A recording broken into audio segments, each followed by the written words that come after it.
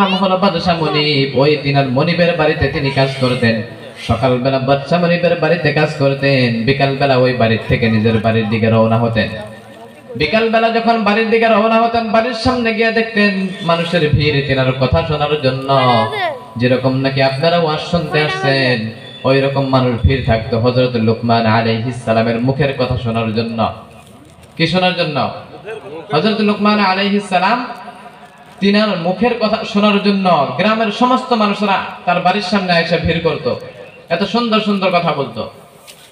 আল্লাহ ওই কথাগুলো ভালোবাসতেন, তার জন্য আল্লাহ কোরআন শরীফের মধ্যে তুলে ধরেছে। শোনার দরকার আছে না নাই? হযরত লুকমান আলাইহিস সালামের বাদশা মনিব গ্রামের মানুষকে বললেন, ও গ্রামের মানুষ, তোমরা কি পাগল হয়েছো? তোমরা কি পাগল হয়ে গেছো?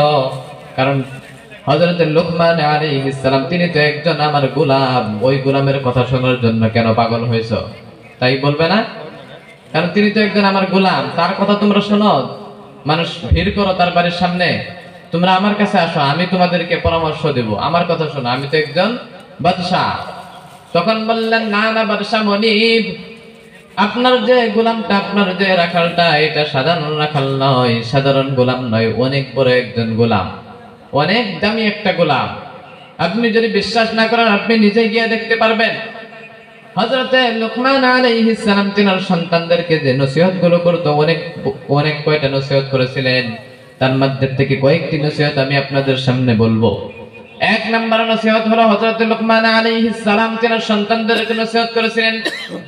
রব্বুল আলামিন কোরআন শরীফের মধ্যে বললেন, ওয়াইয ক্বালা লুকমানু লিবনিহি ওয়া হুয়া ইয়াইদুহু ইয়া বুনাইয়া লা তুশরিক বিল্লাহ ইন্নাশ শিরকা লাযুলমুন আযীম। আল্লাহু আকবার বলেন। আরেকটু জোরে বলেন আল্লাহু আকবার। হযরত লুকমান আলাইহিস সালাম যে তিনার সন্তানদেরকে এক নম্বর নসিহত করেছিলেন, ও আমার সন্তানেরা, তোমরা কখনো শিরক করিও না। কি করিও না? তোমরা কখনো শিরক করিও না। শিরক করা মহাপাপ, সমস্ত পাপের বাপ। দুই নম্বর নসিহত করেছিলেন রব্বুল আলামিন কোরআন শরীফের মধ্যে বললেন, ইয়া বুনাইয়া ইন্নাহা ইন তাকু মিসকালা হাববাতিন من خردل فتكن في صخرة أو في السماوات أو في الأرض يأت بها الله إن الله لطيف خبير। الله أكبر বলেন। হযরত লুকমান আলাইহিস সালাম তিনার সন্তানদেরকে এক নম্বর নসিহত করেছিলেন, তোমরা শিরক করিও না। শিরক করা মহাপাপ, সমস্ত পাপের বাপ। কারণ ক্যান্সারের অ্যানসার আছে, কিন্তু শিরকের কোনো অ্যানসার নাই। ওই জন্য তোমরা শিরক করিও না, আল্লাহর সাথে কোনো তুলনা করিও না। দুই নম্বর নসিহত করেছিলেন, ও আমার সন্তানেরা, তোমরা ভালো কিংবা খারাপ কাজ করো, ছোট্ট কিংবা বড় কাজ করো, সব সময় আল্লাহকে স্মরণ রাখিও। কারণ দুনিয়ার কেউ দেখলো না, কিন্তু সেটা আল্লাহ রাব্বুল আলামিন দেখে না নাই?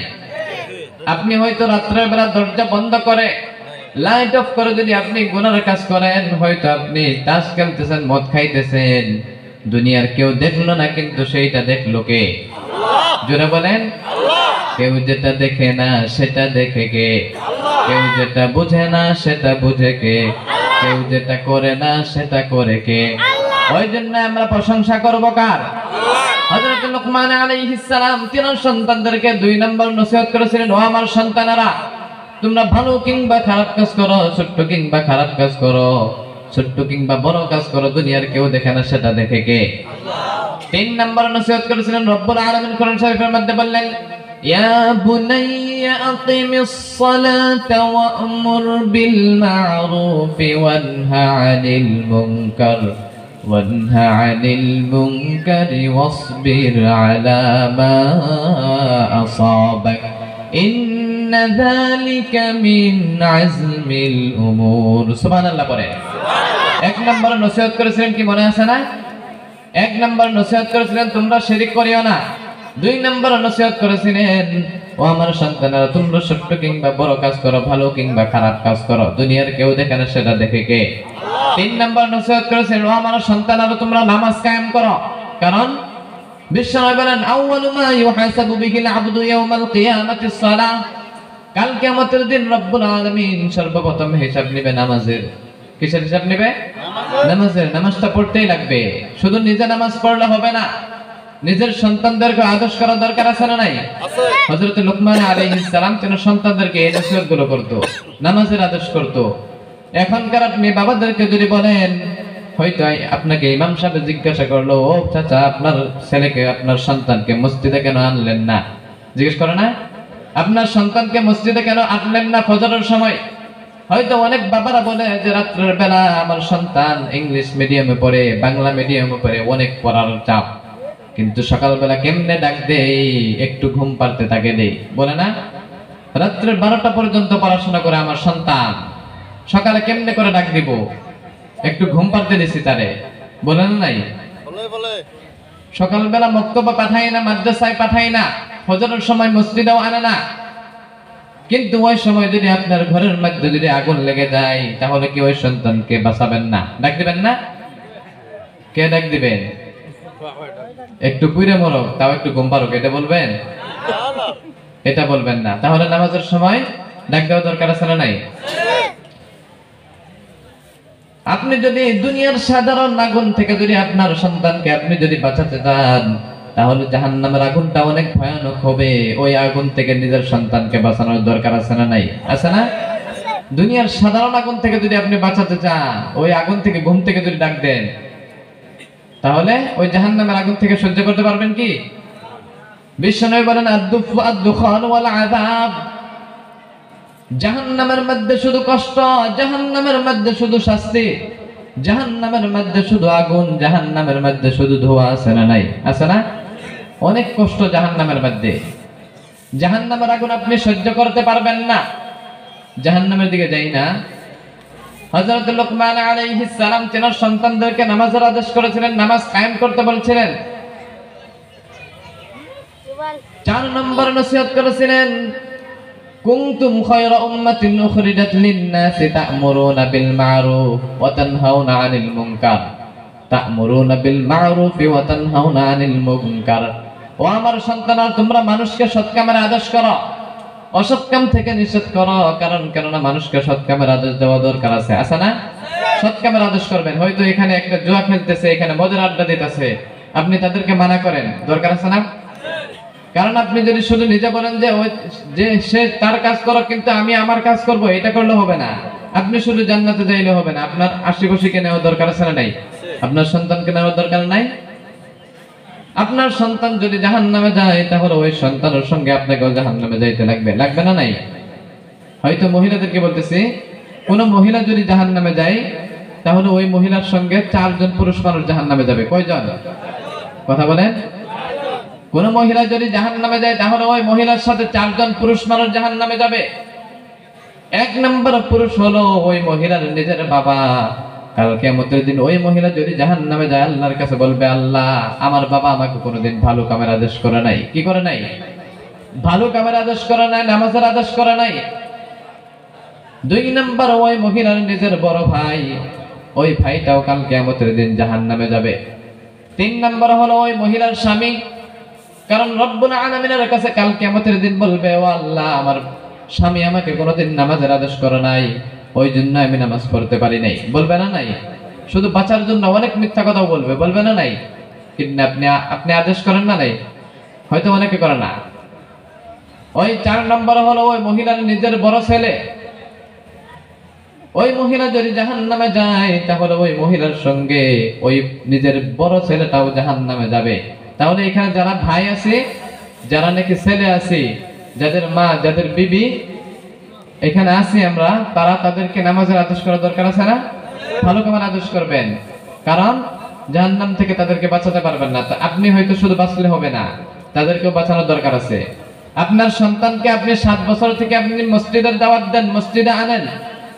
7 বছর থেকে 10 বছর পর্যন্ত যদি আপনি আপনার সন্তানকে নামাজের আদেশ করেন, ওই সন্তান যদি নামাজ না পড়ে, তাহলে প্রয়োজন তার সাথে রাগ দেখান, চোখ গরম করেন। তবু যদি নামাজ না পড়ে, তাহলে তাকে পিটা দেওয়া দরকার আছে না নাই? আছে না? আপনি পিটা দেন, হয়তো রাগ দেখান, চোখ গরম করেন। যদি মসজিদে আসে না, তাহলে তাকে মার দেন, মারধর করাও দরকার আছে না? কারণ ওই সন্তানের জন্য কি আপনি জাহান্নামে যাবেন? ওই জন্যই নামাজ কেমনে করে পড়বেন, নামাজের মধ্যে কেমনে করে মনোযোগ আসবে এইটা বলে দিছি, মনে আছে আপনাদের? বারে বারে কারণ বলার কারণ হলো আপনার যদি মনে থাকে, ওই জন্যই কেমনে করে নামাজ পড়বেন সেটাও শিখাই দিলাম, কেমনে করে সূরা কেরাত শিখবেন সেটাও শিখাই দিলাম। আপনি হয়তো ভাবতেছেন যে আমি এখন মুরব্বী হয়ে গেছি, বুড়া হয়ে গেছি, এখন আমার শেখার কোনো লাইন নাই, আর আল্লাহ মাইনে নিবে, মানবে কি? আপনি যদি এটা মানতই তাহলে বিশ্বনবী তলাবুল ইলমি ফরিদাতুন আলা কুল্লি মুসলিমি ওয়া মুসলিমা, পৃথিবীর প্রত্যেকজন নারী এবং পুরুষ সবার জন্য ইলমে দ্বীন শিক্ষা করাটা ফরজ করে দিছে না নাই? তাহলে ইলমে দ্বীন শিক্ষা করাটা দরকার আছে না? সবাই শিখবো ইনশাআল্লাহ বলি। বললাম তো ইমাম সাহেবকে বলবেন শিখাই দিবে। হয়তো শুধু আপনি জাহান্নামের আগুন থেকে বাঁচলে হবে না, মানুষকে সৎ কামের আদেশ করেন, কারণ আপনি যদি মানুষকে সৎ কামের আদেশ না করেন, অসৎ কাম থেকে যদি নিষেধ না করেন, তাহলে ওই বিপদের মধ্যে আপনিও পড়বেন না নাই? কারণ হয়তো 2 তলা জাহাজ দেখছেন না, পানির জাহাজ দেখছেন 2 তলা, হয়তো আপনি ভালো মানুষ, আপনি জাহাজের উপরের তলায় আপনি বসে রয়েছেন, ওইখানে কোরআন শরীফ তেলাওয়াত করতেছেন, হয়তো আপনি তাসবিহ তেলাওয়াত করতেছেন, কিন্তু জাহাজের নিচের তলা অনেক খারাপ মানুষ, ওইখানে জোয়ার আড্ডা দিতেছে। কি করতেছে? জোয়ার আড্ডা দিতেছে নিচের তলায়, কিন্তু উপরের তলায় আপনি ওইখানে বসে রয়েছেন, আপনি একজন ভালো মানুষ, তাই না? আপনি ভালো মানুষ উপরে বসে রয়েছেন, হয়তো খারাপ মানুষ জাহাজের নিচের তলায়, ওইখান থেকে যদি জাহাজটা যদি ফুটা করতে থাকে, ছিদ্র করতে থাকে, তাহলে জাহাজের মধ্যে পানি উঠবে না? পানি ওঠার পরে কি শুধু নিচের তলা ডুববে না উপরের তলা ডুববে? উপরের তলা ডুববে না, কারণ উপরের তলা তো আপনি ভালো মানুষ, এটা ডুববে না? ডুববে। তাহলে তাদেরকে মানা করা দরকার আছে না? তাদেরকে মানা করবেন, কারণ তাদেরকে এইটাই হলো সৎ কামের আদেশ বা অসৎ কাম থেকে নিষেধ করা। হয়তো ওইখানে খারাপ কাজ চলতেছে, ওইখানে আপনি মানা করার দরকার আছে না? ওই জন্য মুসা আলাইহিস সালাম আল্লাহকে বললেন, আল্লাহ দুনিয়াতে যখন নাকি তুমি আযাব গজব দাও, ভূমিকম্প দাও, তুফান দাও, শুধু খারাপ মানুষকে দাও না, ভালো মানুষকেও দাও, তাই না? অ্যাক্সিডেন্ট হয় শুধু খারাপ মানুষ, ভালো মানুষ হয় না? হয়তো শুধু খারাপ মানুষের উপরে ভূমিকম্প দেয় আল্লাহ, খারাপ মানুষের বাড়ি, তাই না? দেখি বৃষ্টি দেয় শুধু খারাপ মানুষের বাড়ি, তাই না? সব মানুষের উপরেই দেয়, তাই না? ভূমিকম্প তুফান যখন দেয় সমস্ত মানুষের উপরে দেয়, খারাপ ভালো আল্লাহ দেখে না। মুসা আলাইহিস সালাম আল্লাহকে বললেন, আল্লাহ যখন নাকি তুমি দুনিয়াতে আযাব গজব দাও, শুধু খারাপ মানুষকে দাও না, ভালো মানুষকেও কেন দাও? আল্লাহ বললেন, ও মুসা তুমি নিজে গিয়ে দেখো কেন আমি এইগুলো করি। তখন মুসা আলাইহিস সালাম পরের দিন সকালবেলা তিনি সফরের দিকে বাহির হয়ে গেলেন। যাওয়ার সময় রাস্তা দিয়ে যাওয়ার সময় দেখলেন যে একটা গাছ, ওই গাছের নিচে একটু বিশ্রাম করলেন। তিনি গাছের নিচে শুয়ে পড়লেন, তিনার একটু ওইখানে বিশ্রাম নেওয়ার জন্য তিনার ঘুম আসলো, প্রচন্ড ঘুম আসলো। ঘুম আসার পর ওই গাছের নিচে ঘুম আসলেন। গাছের নিচে ঘুম আসার পরে কিছু সময় পরে ওই গাছের উপরের থেকে একটা পিঁপড়ার বাসা পড়ে গেল। ওই বাসাটা পড়ার পরে ওই বাসার থেকে 3টা পিঁপড়া বাহির হয়ে আসলো। 3টা পিঁপড়া বাহির হয়ে হযরত মুসা আলাইহিস সালামের পায়ের মধ্যে কামড়াতে শুরু করলো। মুসা আলাইহিস সালাম একজন মেজাজ গরম নবী ছিলেন, তিনার অনেক রাগ উঠে গেল। ঘুম থেকে উঠে দেখে যে ওইখানে কেউ নাই, ওইখানে মানুষ নাই। আছে কি? কেউ নাই ওইখানে মানুষ। দেখলেন যে চারিদিকে দেখলেন যে দুশমনের কোনো ভয়, তখন দেখলেন নাই, কেউ নাই, কোনো দুশমনও নাই। তখন পায়ের কাছে তাকিয়ে দেখলেন যে 3টা বিষ পিঁপড়া ওই পায়ের পাশ দিয়ে ঘুরতেছে আর পায়ের মধ্যে কামড়াতেছে। পায়ের আশপাশ দিয়ে 3টা পিঁপড়া ঘুরতেছে। মুসা আলাইহিস সালাম তখন দেখে তার মেজাজ গরম হয়ে গেল। তিনার রাগ উঠলো। রাগ ওঠার পরে ওই পা দিয়ে পিছিয়ে পুরো পিঁপড়ার বাসাটাকে মাইরে ফেলাইলো। কি করলো? পুরা পিঁপড়ার বাসাটাকে মাইরে ফেলাইলো। আল্লাহ ডাক দিলেন, ও মুসা তুমি এটা কি করলা? তখন বললেন, আমাকে ঘুমার সময় আমাকে ডিস্টার্ব করেছিল, ওই জন্য আমি পুরা পিঁপড়ার বাসাটা মাইরে ফেলাইলাম। কিন্তু তোমার কামড় দিছিল কয়টা পিঁপড়া? কামড় দিছিল কয়টা? মারলো কয়টা রে? ব্যক্তিরে মারছে না?